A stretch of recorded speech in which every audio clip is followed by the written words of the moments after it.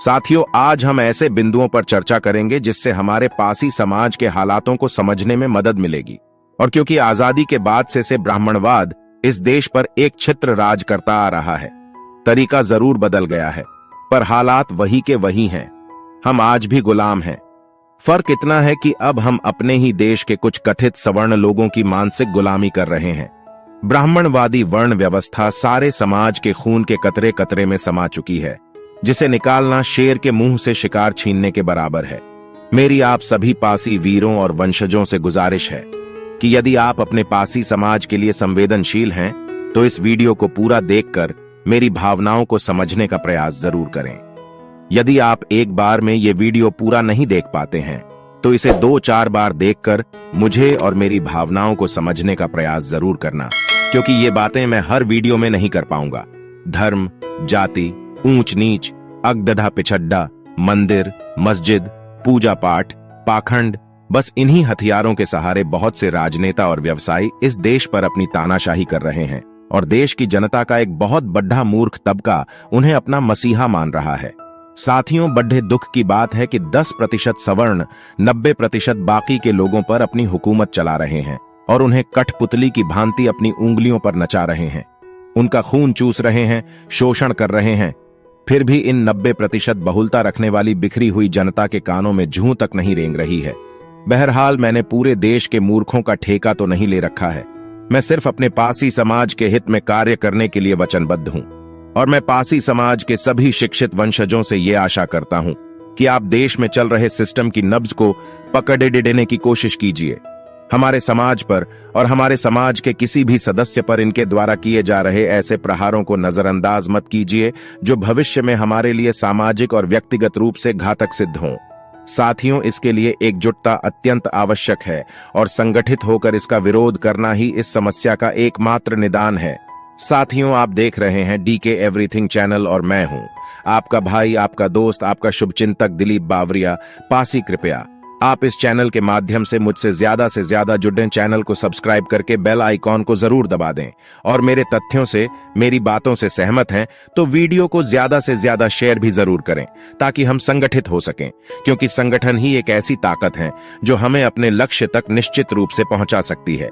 साथियों, आपसे एक निवेदन और है कि आप वीडियो को अंत तक जरूर देखें। साथियों, मैंने अभी हाल ही में अपने चैनल में कुछ ऐसे वीडियो अपलोड किए थे जिसमें मैंने देश के कई हिस्सों में हमारे पासी समाज पर प्रशासन द्वारा किए जा रहे अत्याचारों को दिखाने का प्रयास किया था, और साथ ही हमारे पासी समाज ने संगठित होकर उसका किस तरह सामना किया यह भी दर्शाया था, जिसे आप लोगों ने बहुत विशाल तादाद में पसंद किया और मेरा उत्साह वर्धन भी किया। परंतु हमारे समाज के ही कुछ आदरणीय लोगों ने मुझसे यह कहा कि यह वीडियो तो पुराना है, आप इसे क्यों दिखा रहे हो। तो साथियों, मैं इसका उत्तर आपको देना चाहता हूं। दरअसल मेरा उद्देश्य पासी समाज को जागरूक करना और उसे संगठित करना है। इसके लिए मुझे पासी समाज से संबंधित कई प्रकार की घटनाओं, तथ्यों और आंकड़ाओं का सहारा लेकर उदाहरण के तौर पर आपके सामने प्रस्तुत करना पड़ी जाता है, जिससे हमें अपने समाज के लिए रणनीति बनाने और उस पर कार्य करने में मदद मिल सके, और मैं अपने पासी समाज के अतीत और वर्तमान हालातों को समय समय पर आप तक पहुंचा सकूं, जिससे आप अपने समाज से जुड़े रहें और वैश्विक स्तर पर पासी समाज में हो रही अच्छी और बुरी घटनाओं से परिचित होते रहे, सजग रहें, जागरूक रहें, संगठित रहें। साथियों, जागरूकता और सजगता की बात वहां ज्यादा लागू होती है जहां हमारे पासी समाज का एक बहुत बड़ा तबका आज भी अशिक्षित है, अत्यधिक गरीब है और नशे का आदी है, और यही पासी समाज के विकास में बहुत बड़ी बाधा है।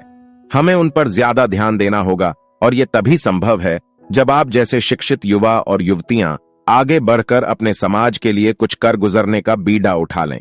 साथियों, आज का वीडियो बड़ा हो रहा है, पर फिर भी सर्वप्रथम मेरी आप सभी पासी वीरों और वंशजों से गुजारिश है कि यदि आप अपने पासी समाज के लिए संवेदनशील हैं, तो इस वीडियो को पूरा देखकर मेरी भावनाओं को समझने का प्रयास जरूर करें। यदि आप एक बार में ये वीडियो पूरा नहीं देख पाते हैं, तो इसे बार बार देखकर मुझे और मेरी भावनाओं को समझने का प्रयास जरूर करना। साथियों, आज से मैं एक श्रृंखला प्रारंभ कर रहा हूं, जिसमें मैं पासी समाज पर प्रशासन और धर्म जाति के ठेकेदारों द्वारा किए जा रहे दमन और अत्याचारों की कहानियां आपके सामने पेश करूंगा, जिससे हमें इस पर काबू पाने के लिए और इनसे निजात पाने के लिए कार्य करने में सहायता मिलेगी और हम अपने समाज को मजबूत बनाने की रणनीति भी तैयार कर सकेंगे। साथियों, ये आजमगढ़ की घटना है जिसमें श्याम बाबू पासी को मुख्तार का गुर्गा कहकर उसे अपराधी बनाने की कोशिश की जा रही है। उसका 4 पहिया सीज कर लिया गया है। चलिए आपको सुनाते हैं। एक राष्ट्रीय गोदी मीडिया चैनल की यह खबर। आजमगढ़ मुख्तार अंसारी पर शिकंजा कसने के लिए पुलिस ने उसके गुर्गे श्याम बाबू पासी का वाहन पुलिस ने सीज कर दिया। इसके अलावा हरिकेश की बाइक को भी सीज किया गया है। मुख्तार के खिलाफ जिले में दर्ज गैंगस्टर के मुकदमे में शामिल श्याम बाबू पासी की संपत्तियों को चिन्हित करने के दौरान एक 4 पहिया वाहन के बारे में जानकारी हुई। मुकदमे के विवेचक प्रशांत श्रीवास्तव ने बताया कि श्याम बाबू पासी वर्तमान में बुलंदशहर कारागार में है। साक्ष्यों के आधार पर उसने जरायम की कमाई से वर्ष 2018 में पत्नी के नाम से एक स्कॉर्पियो कार खरीदी थी, जो मऊ जिले के चिरैया कोट कोतवाली में है। इसका खुलासा तब हुआ जब 2 जून को श्याम बाबू पासी का बड़ा भाई सोहन पासी जमानत पर छूटा और उसी स्कॉर्पियो से घर जाने लगा। स्वाट टीम ने वाहन को चिरैया कोट क्षेत्र में कब्जे में ले लिया था। शुक्रवार को पुलिस ने इस वाहन को सीज कर दिया।